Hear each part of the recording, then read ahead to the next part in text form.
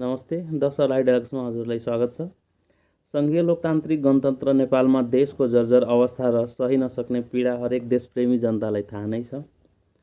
म आज 25 गते हाम्रो राजा ज्ञानेन्द्र वीर विक्रम शाहदेवको सवारी होइ बक्सिँदा योगी आदित्यनाथको भव्य पोस्टर देख्दाखेरि नेपालमा त्यो कुरालाई लिएर भाइरल नै गराएको रहेछ। त्यसको मलाई लागेको कुरा चाहिँ व्यक्त गर्न गइरहेको छु। यो कुराको तथ्यमा जानुभन्दा पहिला सबसे पहिलो कुरो चाहिँ हामीलाई सन् 1988 मा जानुपर्छ।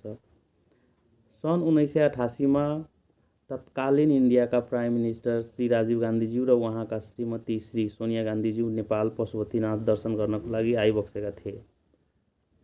त्यतिखेर उहाँलाई पशुपतिनाथ दर्शनमा ब्यान गरिएको थियो र त्यो रिसको कारणले गर्दाखेरि पछि जुन बिस्तारै घटनाक्रम भयो, हाम्रो वीरेन्द्र राजाका सम्पूर्ण वंश विनाश गरे रका मद्दतले, त्यो चाहिँ कांग्रेस सरकार राजीव गान्धीको बेलामा चाहिँ गराइएको थियो। र योगी आदित्यनाथले जबदेखि आफ्नो सत्तामा आइसकेपछि, बीजेपी पावरमा आएपछि कांग्रेसले गरेको गल्तीहरूलाई भरपाई गर्न हमेसा अगाडि बढेको देखिन्छ।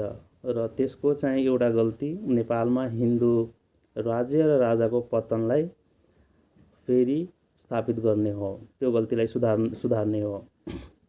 त्यही भएर प्रत्यक्ष समर्थन बीजेपी भनौँ अथवा योगी आदित्यनाथको प्रत्यक्ष समर्थन चाहिँ देखिन्छ। र अर्को कुरा, 2018 मा विवाह पञ्चमीको दिन जनकपुरमा योगी आदित्यनाथ आउनु भएको बेलामा जुन भाषणमा उहाँले भन्नुभएको थियो कि नेपाल राजा र हिन्दू धर्म बिना अपुरो हुन्छ, त्यो कुरालाई पनि हामीले भुल्नु हुँदैन।